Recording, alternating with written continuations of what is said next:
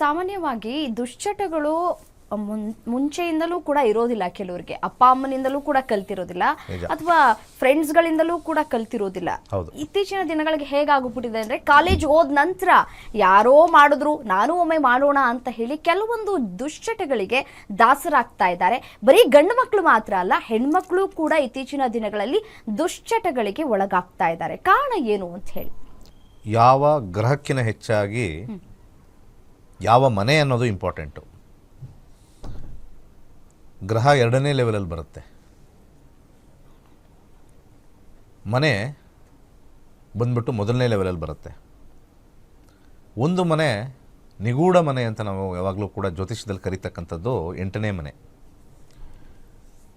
ಯಾವ ಮನೆಯನ್ನು ವಿಶ್ಲೇಷಣೆ ಮಾಡೋಕ್ಕಾಗೋದಿಲ್ವೋ ಜ್ಯೋತಿಷ್ಯ ಶಾಸ್ತ್ರದಲ್ಲಿ, ಅದರಲ್ಲಿ ಮೊದಲನೇದು 8, ಎರಡನೇದು 12. ಇವೆರಡೂ ಕೂಡ ವಿಶ್ಲೇಷಣೆ ಮಾಡೋಕ್ಕೆ ಸ್ವಲ್ಪ ಕಷ್ಟ ಸಾಧ್ಯ. ಒಬ್ಬ ವ್ಯಕ್ತಿಗೆ ಒಂದು ದಶದಲ್ಲಿ 8ನೇ ಮನೆ ಗ್ರಹದಲ್ಲಾದರೂ ಆಗಲಿ, ನಕ್ಷತ್ರದಲ್ಲಾದರೂ ಆಗಲಿ, ಉಪನಕ್ಷತ್ರದಲ್ಲಾದರೂ ಆಗಲಿ ನಡೀತಾ ಇದ್ದರೆ ಅವನನ್ನು ಭಾಳ ಎತ್ತರಕ್ಕೆ ಕರ್ಕೊಂಡು ಹೋಗ್ತಕ್ಕಂಥ ಒಂದು ಸ್ಥಾನದಲ್ಲೂ ಇಡುತ್ತೆ. ಒಬ್ಬ ದೊಡ್ಡ ವಿಜ್ಞಾನಿ ಆಗ್ತಕ್ಕಂಥದ್ದು, ಅಥವಾ ಸಂಶೋಧನೆ ಕೇಂದ್ರದಲ್ಲಿ ಉನ್ನತ ಸ್ಥಾನದಲ್ಲಿರ್ತಕ್ಕಂಥದ್ದು, ಇವೆಲ್ಲವೂ ಕೂಡ 8ನೇ ಮನೆಯೇ. ಅದೇ 8ನೇ ಮನೆ ಪಾತಾಳಕ್ಕೂ ಕೂಡ ಕರ್ಕೊಂಡು ಹೋಗುತ್ತೆ. ನೀವು ಹೇಗೆ 8 ಬರಿತೀರೋ, 8 ಬರಿಬೇಕಾದ್ರೆ ಒಂದು ಮೇಲಿರುತ್ತೆ, ಒಂದು ಕೆಳಗಡೆ ಇರುತ್ತೆ, ಮತ್ತು ಅದು ರೊಟೇಟ್ ಹೊಡಿತಾನೆ ಇರುತ್ತೆ. 8ನೇದು ಯಾವ ಜ್ಯೋತಿಷಿ ಕೂಡ ಪ್ರೆಡಿಕ್ಟ್ ಮಾಡೋದು ಸಾಧ್ಯವಿಲ್ಲ. ಯಾವ ಅಸ್ಟ್ರಾಲಜರ್ ಪ್ರೆಡಿಕ್ಟ್ ಮಾಡೋಕ್ಕಾಗಲ್ಲ 8ನೇ ಮನೆ.